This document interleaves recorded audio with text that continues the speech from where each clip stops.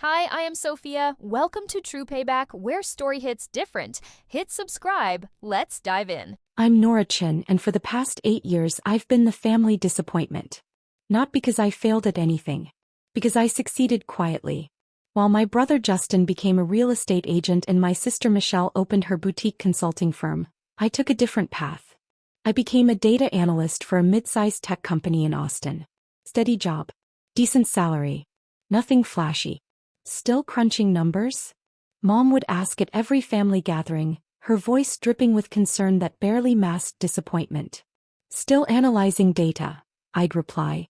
Well, at least it's stable, she'd say, which was code for, at least you're not completely useless. My siblings had the flashy careers. Justin drove a leased BMW and posted constantly about his real estate deals. Michelle had the designer wardrobe and the social media presence. They looked successful. I looked ordinary. I wore simple clothes, drove a Honda Civic, lived in a modest apartment, kept my head down. What my family didn't know, what I deliberately never told them, was that Grandpa Chin had seen through all of it.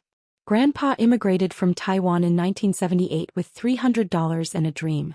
He built a small empire, 6 rental properties in Phoenix, Arizona. Nothing huge.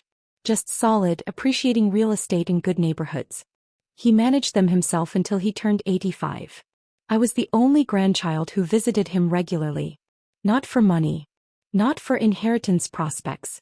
Just because I genuinely enjoyed his company. We'd sit on his porch drinking jasmine tea talking about everything. He'd tell stories about building his business.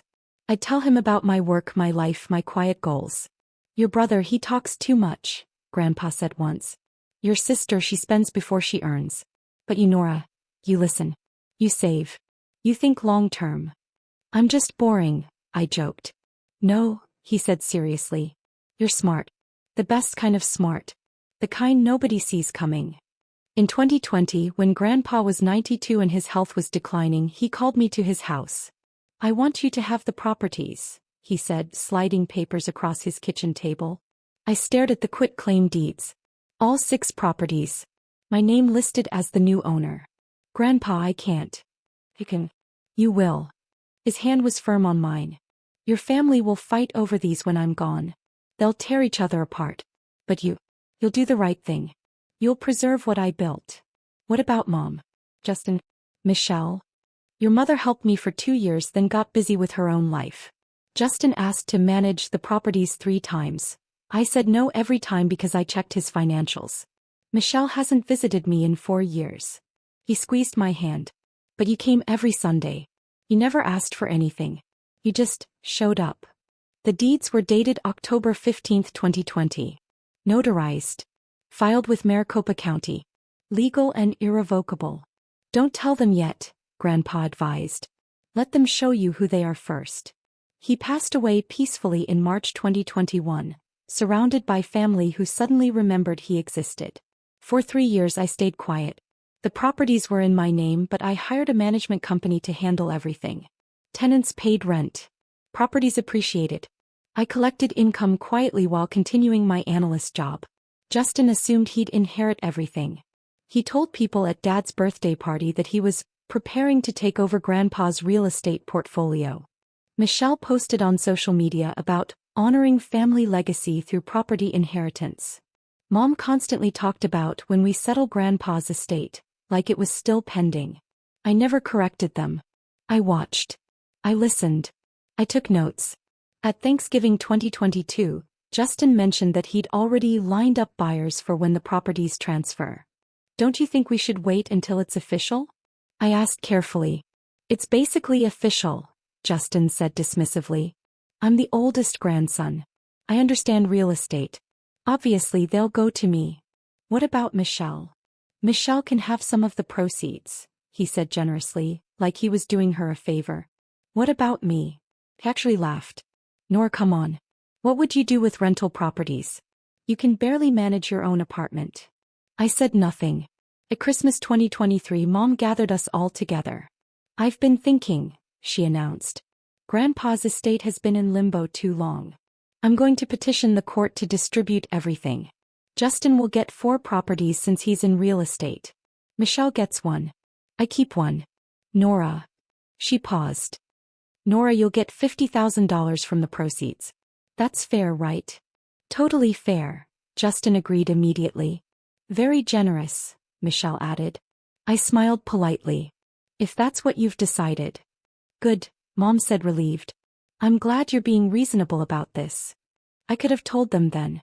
I could have produced the deeds, ended the fantasy immediately. But Grandpa's words echoed, let them show you who they are first. So I waited. The call came on a Tuesday in April 2024. Nora's mom. We need to talk about Grandpa's properties. Okay. Justin found buyers. We're selling all 6. The market's perfect right now. We'll split the proceeds like we discussed. 4-1-1 split and you get your $50,000. You're selling them? We already sold them, she corrected. Closings are scheduled for next month. I just wanted to give you a heads up. The money should hit accounts by June. My stomach tightened. Mom, did you check the property titles? Of course we did. Justin handled everything. He's the real estate expert. And the titles showed? They showed what they always show, Grandpa's properties. His name was still on some documents, but that's normal for estates. Justin's lawyer handled the paperwork. I closed my eyes. They'd actually done it. They'd forged documents or misrepresented ownership to sell properties they didn't own. Mom, I need to tell you something. Nora, please don't make this difficult. We've been more than fair. $50,000 is generous considering you never helped with Grandpa's care. I visited him every single Sunday for 12 years, I thought. But I said, when's the family reunion? Saturday. Why? I'll be there. I had 4 days to prepare. Wednesday morning I called my real estate attorney Marcus Webb. Marcus, my family just sold 6 properties that I legally own. The closings are scheduled for next month. Silence. Then, they sold properties without your authorization? Apparently Justin forged or misrepresented the ownership documents. Buyers think they're purchasing from Grandpa's estate. Nora, that's real estate fraud. That's serious criminal territory. I know. What do I do? First, we file immediate notice with all title companies involved. Second, we contact the buyers directly. Third, we prepare for potential legal action against your family. This is going to get ugly. I understand. And Nora, your family could face criminal charges. Are you prepared for that? I thought about Justin's dismissive laugh. Michelle's entitled posts. Mom's casual erasure of my existence. Yes, I said. I'm prepared. Thursday, Marcus sent formal letters to all 6 title companies. Please be advised that Nora Chin is the legal owner of the following properties as of October 2020. Any sales conducted without her authorization are fraudulent and void. Friday, I received copies of the purchase agreements. Justin had signed as estate representative, despite having no legal authority. He'd presented what appeared to be estate documents, likely fabricated or grossly misrepresented. The 6 properties were worth approximately $2.3 million combined. Justin had negotiated sales totaling $2.8 million. He'd planned to pocket a $500,000 profit from properties he didn't own. Saturday morning, I drove to the family reunion with a folder of documents. The reunion was at Mom's house, a beautiful property she'd purchased with Dad's life insurance money after he passed in 2019. 43 relatives filled the backyard. Aunts, uncles, cousins, family, friends. Everyone cheerful, celebrating another successful year. I arrived quietly, wearing jeans and a simple blouse. My Honda Civic looked out of place among the luxury vehicles lining the street. Nora. Aunt Susan spotted me first. Heard you're getting $50,000 from Grandpa's estate. That's wonderful. We'll see, I said neutrally. Justin was holding court by the grill, drink in hand, explaining property values to a captive audience. Michelle was showing her new Gucci bag to cousins. Mom was inside arranging food on the dining table. I waited. At 1:47 p.m., Mom clinked her glass for attention. Everyone. I have an announcement. The backyard quieted.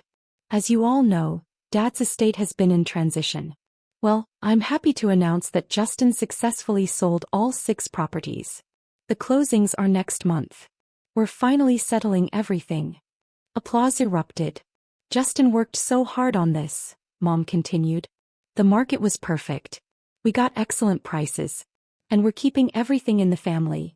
Justin gets 4 properties worth, Michelle gets 1, I get 1, and Nora gets a generous cash settlement.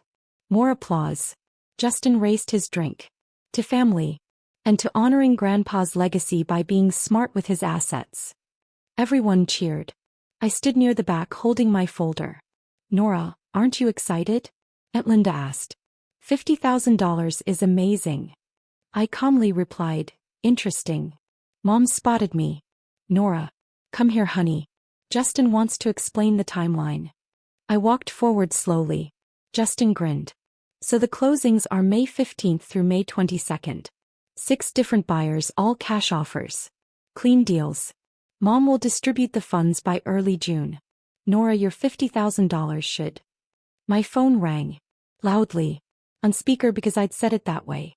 I answered. Hello. Miss Chin. An unfamiliar voice filled the sudden silence. This is Rebecca Thornton from Desert Valley Title Company. We have a serious problem with the property sale at 4382 Saguaro Drive. Everyone stared. What kind of problem? I asked, my voice steady. The buyer's attorney ran a title search this morning. The property isn't owned by the estate. It's owned by you personally. Has been since October 2020. The sellers, she paused. The sellers misrepresented ownership. We're halting the closing immediately and notifying our legal team. The backyard had gone completely silent. I see, I said calmly. And the other 5 properties? We've been contacted by 5 other title companies in the past hour. All 6 sales are being halted. Miss Chin, the buyers are threatening legal action. They've already invested in inspections, appraisals, and loan commitments based on fraudulent representations. Justin's face had drained of color. I understand, I said. I'll contact my attorney. Miss Chin, one more thing.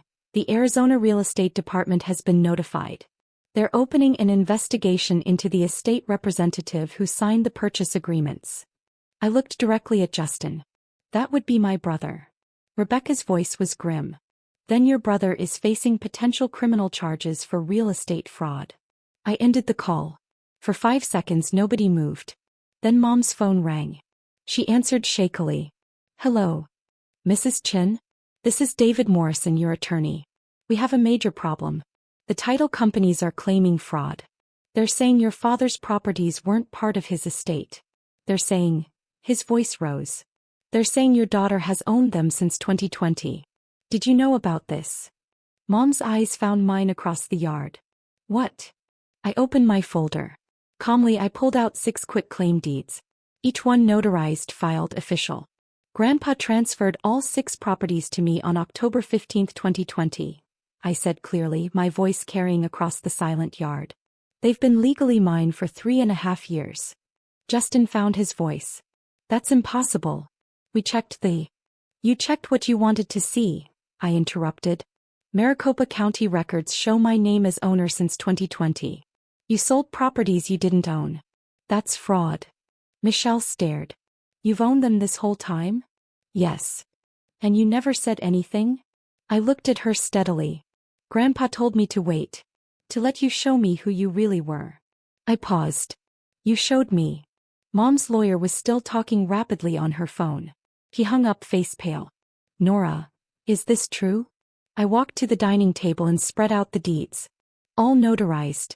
All filed with the county. All legal. Justin's phone began vibrating. Then buzzing continuously.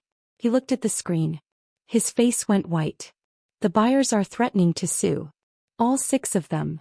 They should, I said calmly. You defrauded them. I didn't know.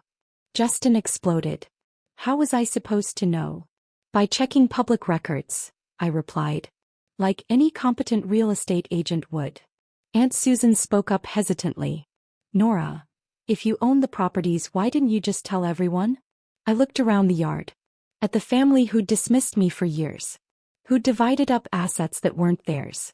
Who'd planned to give me scraps from a table I actually owned. Because Grandpa was right, I said quietly. He told me you'd show me who you really were if I gave you the chance. I looked at Mom. You tried to sell my properties and give me $50,000 as a generous settlement. Mom's lawyer called back. She answered on speaker this time. Mrs. Chin, this is worse than we thought. The real estate department is investigating. If they find your son knowingly misrepresented ownership, he could face criminal charges and lose his license. The buyers are filing complaints. This is a disaster. Justin's hands were shaking. I didn't know, Nora. I swear I didn't know. You didn't check, I corrected. You assumed Grandpa would leave everything to you because you're the oldest grandson. You assumed I didn't matter. Michelle's voice was small. What happens now? I looked at my 3 family members. Mom, who'd planned the entire sale. Justin, who'd executed it. Michelle, who'd happily accepted her share. Now, I said, now the buyers sue you for their losses. Inspection fees. Appraisal costs. Loan application fees. Legal fees. Emotional distress. You're looking at roughly $80,000 in damages per buyer. Times 6. Justin's math was quick. That's $480,000. Approximately. I don't have that. Then you'll be bankrupted by litigation. Mom found her voice. Nora, surely we can work this out. We're family. I smiled sadly. You're right. We are family. That's why I'm not pressing criminal charges personally. Relief flooded her face. However, I continued, the real estate department doesn't need my permission. Neither do the buyers. Neither does the Attorney General's office, which handles real estate fraud cases. The relief disappeared. Justin could face criminal charges? Mom whispered. Yes. Real estate fraud in Arizona is a Class 4 felony. 2 to 3 years in prison. Permanent loss of real estate license. And that's before the civil suits. Justin collapsed into a patio chair. This can't be happening. I looked at him steadily. You laughed at me. At Thanksgiving 2022, you laughed when I asked what about me. You said I could barely manage my own apartment. I paused. I've managed 6 rental properties for 3.5 years. I've collected $347,000 in rent. I've maintained 97% occupancy. I've increased property values by $420,000 total. I leaned forward. I managed just fine. Aunt Linda spoke softly. Nora, what do you want? That was the question, wasn't it? I looked at my folder. At the deeds that proved ownership. At the family that had dismissed me for years. I want what Grandpa wanted, I said finally. I want these properties preserved and managed well. I want his legacy respected. I looked at each of them. And I want you to understand that dismissing someone doesn't make them invisible. It just makes you blind. The reunion ended quickly after that. Relatives left in awkward silence. Nobody knew what to say. The celebration had turned into a crime scene. Mom pulled me aside before I left. Nora, please. We can fix this. I'll talk to the buyers. We'll explain it was a misunderstanding. Mom, it's not a misunderstanding. Justin forged estate documents. He represented himself as having authority he didn't possess. He conducted 6 fraudulent transactions. That's not a misunderstanding, that's organized fraud. He's your brother. He's a criminal. The word hung between us. Mom, he tried to steal $2.8 million in property. If he'd done this to strangers, you'd want him prosecuted. Her eyes filled with tears. What about the family? What about the family that excluded me? The family that gave me scraps? The family that never once asked if I needed help or support or just acknowledgement? She had no answer. Justin approached, his real estate agent confidence completely shattered. Nora, I'll make this right. I'll contact the buyers, explain everything. Justin, stop. I looked at him directly. You can't make this right. You committed fraud. The only thing you can do now is hire a very good criminal defense attorney and hope the prosecutor shows mercy. You could ask them not to prosecute. I'm not asking them anything. My voice was firm. You need to face the consequences of your choices. Michelle had been quiet, but now she spoke. Nora, I didn't know. I just accepted what Mom said. I didn't know Justin was committing fraud. I looked at her. You didn't know because you didn't ask. None of you asked. You just assumed. What happens to me? You. Probably nothing criminal. You didn't sign documents. You didn't misrepresent ownership. You just planned to accept money from a fraudulent sale. I paused. But the buyers might include you in civil suits since you were a beneficiary of the fraud. Her face paled. I could be sued? Yes. For how much? However much the lawyers decide to pursue. She looked like she might cry. I felt nothing. No satisfaction. No anger. Just a strange, hollow emptiness. These were my family members. I'd grown up with them. Celebrated holidays with them. Shared a lifetime of memories. And they'd tried to steal from me. I left the reunion at 3:15 p.m. By 5 p.m. I received emails from 3 of the 6 buyers' attorneys. Each one detailed their clients' losses and indicated intent to pursue full damages. By 7 p.m. Marcus called. The real estate department is fast-tracking the investigation. They take fraud seriously, especially when it involves an active agent. He paused. Nora, Justin's career is over. Even if he avoids criminal charges, his license will be revoked. I understand.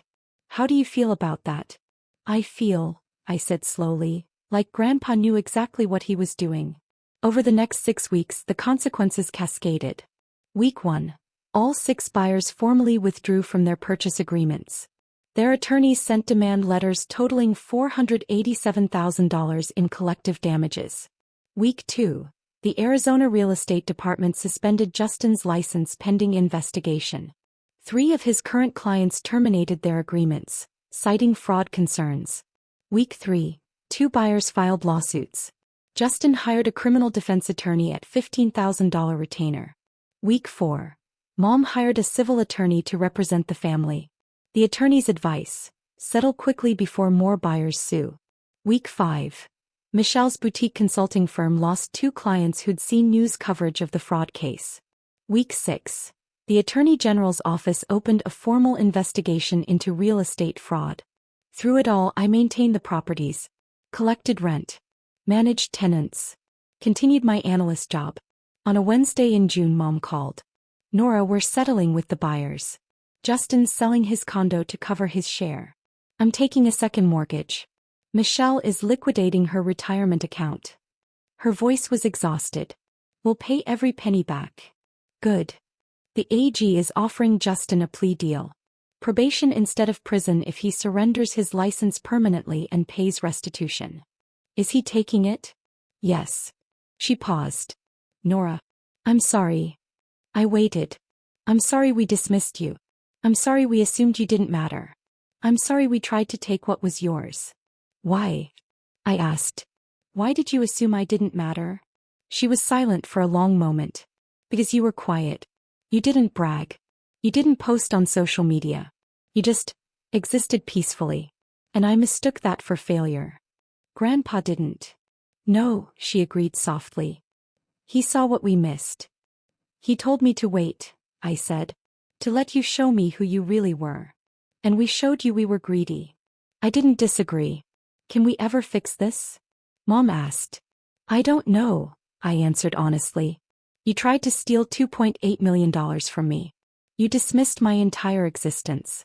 You planned to give me scraps and call it generous. I paused. That's not something you fix with an apology. What would it take? Time, I said. Years of time.